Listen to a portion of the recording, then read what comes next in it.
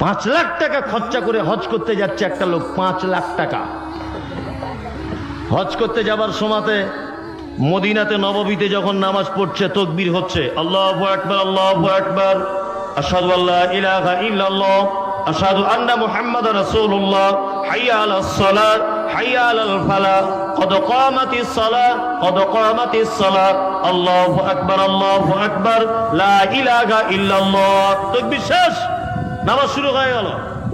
নামাজ শুরু হয়ে গেল। এখন নামাজ শুরু হবার পরে, সালাম ফিরানোর পরে যে যার মতো করে কেটে পড়লো, বা যে যার মতো সুন্নত শুরু করে দিল, বা সাথে সাথে জানাজার নামাজ শুরু হয়ে গেল। তাসবির পরে পড়ি, তাই তো চাই, সাথে সাথে জানাজার নামাজ শুরু।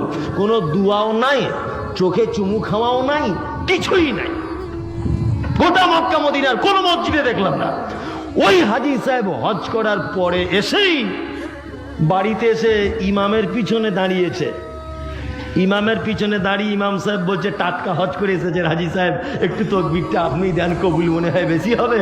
প্রত্যেক শব্দ 2 বার করে বলছে, প্রত্যেক শব্দ আবার 2 বার করে পড়ার পরেই সাথে সাথে সাথে সাথে নামাজ যখন শেষ হয়ে গেল, আসসালামু আলাইকুম ওয়া রাহমাতুল্লাহ, আসসালামু আলাইকুম ওয়া রাহমাতুল্লাহ।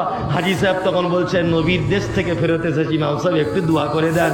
ইমাম সাহেব দোয়া করছে আর খুব কাঞ্চার, বলছে, আল্লাহ টাটকা হাজী ঢুকেছে মসজিদে, যেমন হোক করে একটু ক্ষমা করে দাও, তার বদৌলতে আমাদের সকলকেই। টাটকা হাজী এসেছে মক্কা থেকে এই মাত্র। আমি মমতাজুল ইসলাম বলে দিয়েছি, তুমি হাজী সাহেব না, তুমি খাজুর হাজী।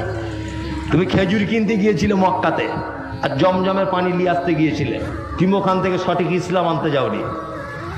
ওইখানে সব ঠিক করে এসেছে, ওইখানে সব কি ঠিক করে এসেছে। বাড়ি এসে আবার নতুন করে বেদাত শুরু করে দিয়েছে। ওই যে হাজী সাহেব, তুমি না লেখাপড়া জানো না,